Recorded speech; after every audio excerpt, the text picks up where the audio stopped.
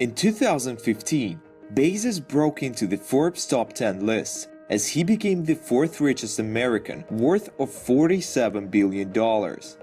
Less than 2 years later, on the 27th of July 2017, Bezos overtook Bill Gates for the first time as the richest person in the world on Forbes real-time billionaires rankings. How did Bezos get there? He has created the ultimate online seller of just about everything in existence. Amazon has succeeded in almost every vertical Bezos has entered. This could be because of his philosophy: always operate the e-commerce giant as if it were still the first day of business.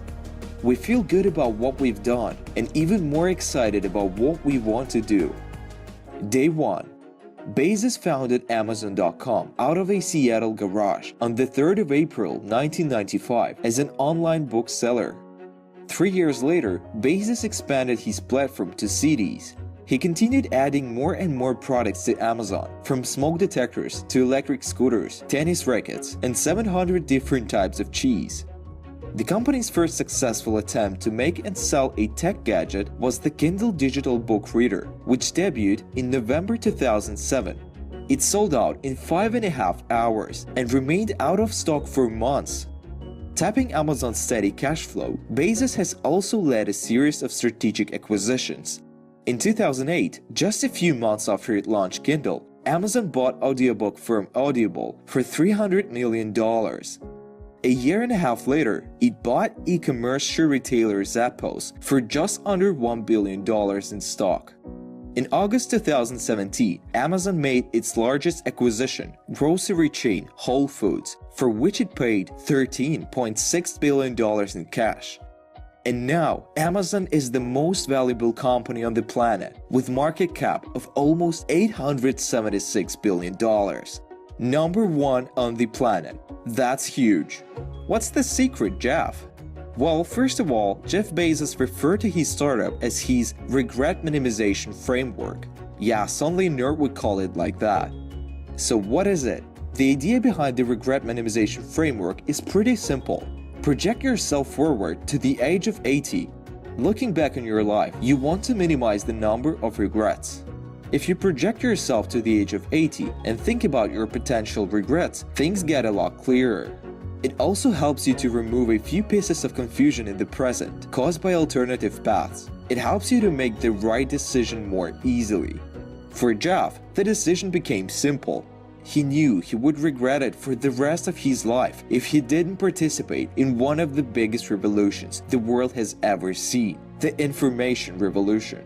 He knew he would regret it at 80, not trying to realize his idea for selling books online. He knew he wouldn't regret failing, but he would definitely regret not trying. When he thought about it that way, the decision became easy.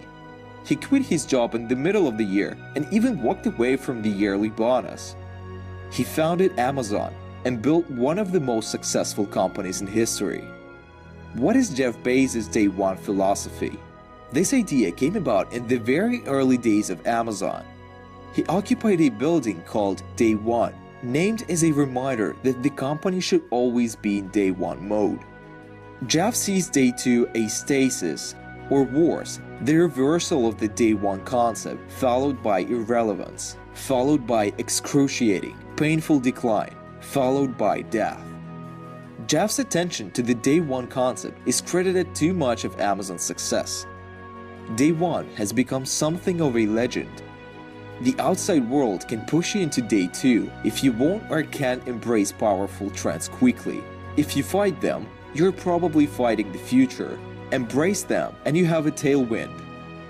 Jeff also shares his universal lessons for all those in leadership positions and for those striving to corner office status.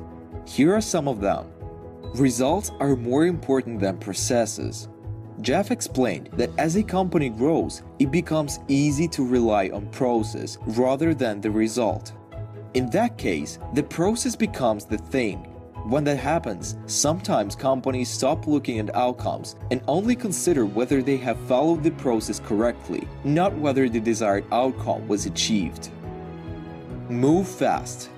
Day 2 companies make high-quality decisions, but they make these decisions slowly. To keep the energy and dynamism of day one, you have to somehow make high-quality, high-velocity decisions, easy for startups and very challenging for large companies. Speed matters in business. Plus, a high-velocity decision-making environment is more fun too. There are some tips how to make decisions fast.